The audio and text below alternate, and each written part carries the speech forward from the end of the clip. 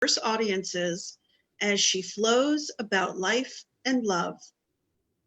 Her spoken word is recorded on 2 CD projects, I Love Me Some Words and Love's Journey, and in her book, Free to Be Me, poems on love, life, and relationships.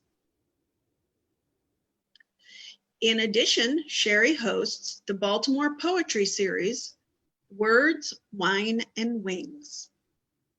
Her work has also been featured in the Patterson Literary Review, Understory Magazine, Poets Inc., and Maryland in Poetry. You can find out more about Cherrie at cherrieamour.com. That is CHERRIEAMOUR.com. Welcome, Cherrie. Thank you. Okay, so I'm actually going to read 3 poems tonight. The first one is called Black Lives Matter, That Street. I walked up that street today because the sun was hot, Baltimore summer hot, and the tall building on that street create a natural shade from the sun. I usually walk on the left side of that street until I get past the 3rd block to ensure that I won't see that building. My interview in that building had left me feeling bereft, just like a blues song. Somebody's getting hurt. Bereft because 2 days after the interview, I received an email lauding my display ideas, but sharing their concern about my lack of sophistication. I'm not one to think that every interview leads to a job, but the display on that building mirrored all of my ideas. And the phrase lack of sophistication reminded me of another white interviewer who said the same thing and then hired a white person who was the perfect example of no sophistication. But today I said to myself, enough already. You're stronger than this. Life goes on. You know who you are.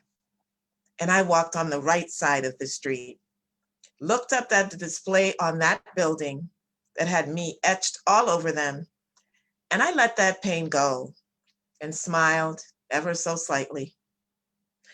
Then I saw a sign, not a part of the building display, hanging at street level, so no one would miss it.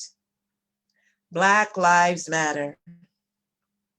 My smile faded as I shook my head in disbelief, turned away, crossed the street, and walked on. Thanks. That's number 1.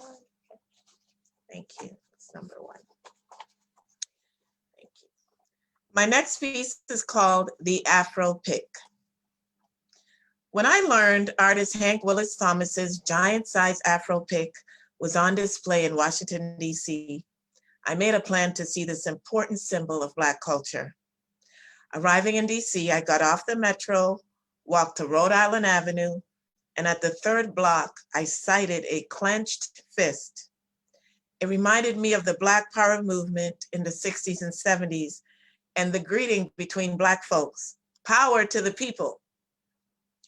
As I walked closer, the base of the Afro Pick and the metal cone loomed largely above the tree line, as if it belonged there, 28 feet high, 7,000 pounds, majestic, large, proud, and loud.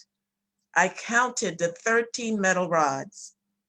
13 was the age I received my first Afro Pick, the age I was allowed to celebrate my natural hair in an Afro style.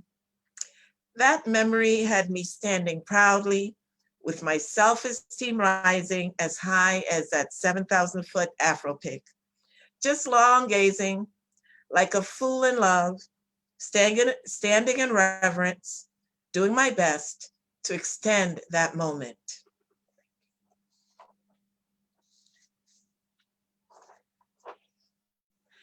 And my last piece is called In My Skin.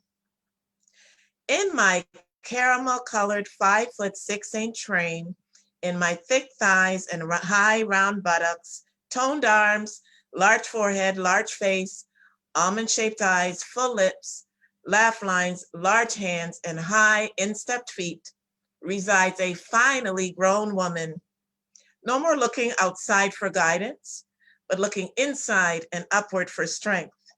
Slowly and intentionally, I have blossomed into a middle-aged, non-blues wearing or carrying fireball who conquers her own demons and fills her own voids.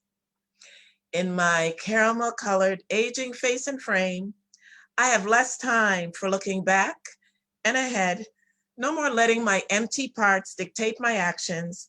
I live in the now, deal with the real, learn how silence can be as powerful as words, and learn how to sashay out of a space that no longer fits and sit comfortably elsewhere in my skin.